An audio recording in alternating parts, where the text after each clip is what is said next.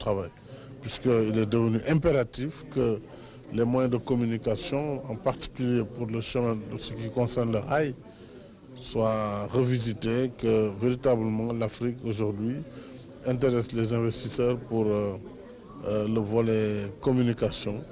Et ce corridor qui se poursuit bien sûr, parce qu'il va se poursuivre jusqu'au Niger, N'Djamena et autres, au-delà.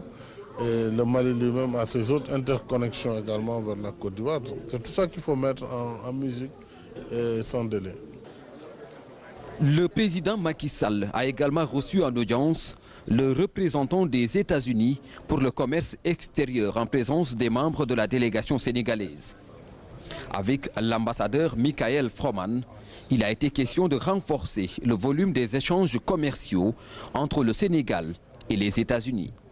À l'occasion de ce forum économique mondial sur l'Afrique, plusieurs panels ont été tenus sur la croissance et l'emploi. Dans l'une des rencontres, le président chinois a dit devant les chefs d'État et de gouvernement africains l'ambition de son pays de renforcer la coopération dans plusieurs domaines.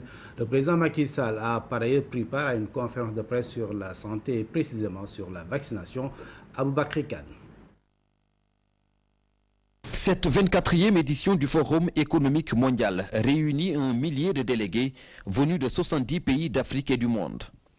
Des leaders issus des milieux politiques, économiques, financiers, humanitaires et de la société civile qui ont échangé à travers plusieurs panels.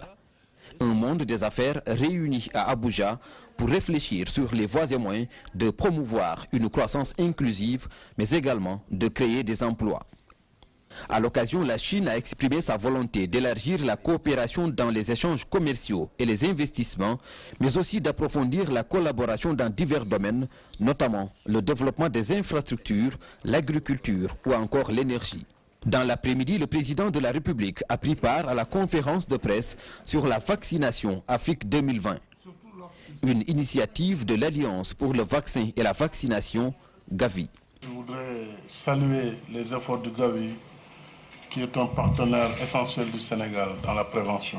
Au Sénégal, j'ai personnellement parrainé la campagne de mobilisation des ressources en faveur du Gavi. Aussi parrainé la déclaration qui a été faite à cette occasion pour souligner la priorité élevée que nous attachons à une politique de santé préventive, surtout lorsqu'il s'agit de sauvegarder l'avenir en protégeant les enfants. Avec le soutien de Gavi, le Sénégal a introduit en 2013 un nouveau vaccin anti-pneumococcique. Ce nouveau vaccin anti-pneumococcique a aidé à combattre l'une des causes majeures de la pneumonie infantile. Nous avons par ailleurs lancé aussi une vaste campagne de vaccination contre la rougeole et la rubéole. Le chef de l'État a ainsi rappelé les excellents résultats enregistrés par le Sénégal dans la lutte contre la polio. À cela vient s'ajouter une politique de gratuité des soins pour les enfants de 0 à 5 ans.